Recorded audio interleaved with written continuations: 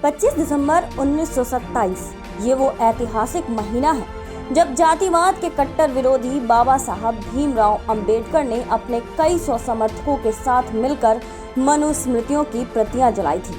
बाबा साहब का कहना था कि मनुस्मृति जातिवाद को बढ़ावा देता है, ये भेदभाव को सही बताता है, इस कारण इसका अनुसरण नहीं करना चाहिए।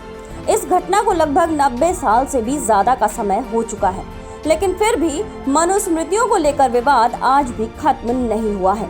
एक बार फिर से मनुस्मृतियों पर विवाद हो रहा है। अब आखिर ऐसा क्या है इसमें जिसके कारण ये हमेशा विवादों में रहता है? सबसे पहले ये जानना जरूरी है कि आखिर इन मनुस्मृतियों में है क्या। मनुस्मृतियों के बारे में कहा जाता है कि इसे आदि पुरुष मनु ने लिखी थी, लेकिन वहीं ये भी अवधारणाएं हैं कि ये दूसरी या फिर तीसरी शताब्दी के आसपास लिखी गई। ये एक धर्मशास्त्र है जिसे विशेषकर राजा या फिर ब्राह्मणों के लिए लिखा गया था। इसमें 12 अध्याय हैं जिसमें 2684 श्लोक हैं। मनुस्मृतियों में केवल ये बताया गया है कि ऊंची जाति या फिर ऊंचे पद पर बैठे व्यक्ति को किस तरह से अपना जीवन जीना चाहिए, उन्हें कैसे अपनी जिम्मेदारियों का अनुसरण करना चाहिए। इसमें केवल विचार व्यक्त किए गए थे। इसमें शूद्रों के बारे में उन्हें नीच होने को लेकर कोई बात जोर देकर नहीं कही गई। इसमें महिलाओं को कैसे रहना चाहिए इसके बारे में बताया गया, जिस कारण इसे महिला विरोधी भी कहा जाता है।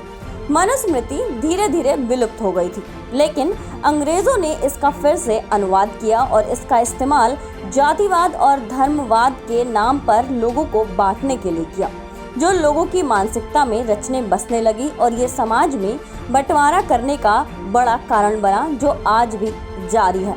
इसके खिलाफ आज भी दलित समाज लड़ रहा है। क्या है मनुस्मृति पर विवाद? मनुस्मृति को एक ऐसी किताब की तरह प्रदर्शित किया गया जैसे वो एक धार्मिक किताब है और उसका अनुसरण करके ब्राह्मण समाज या फिर ऊंची जाति के लोग खुद को दलितों से अलग करते हैं।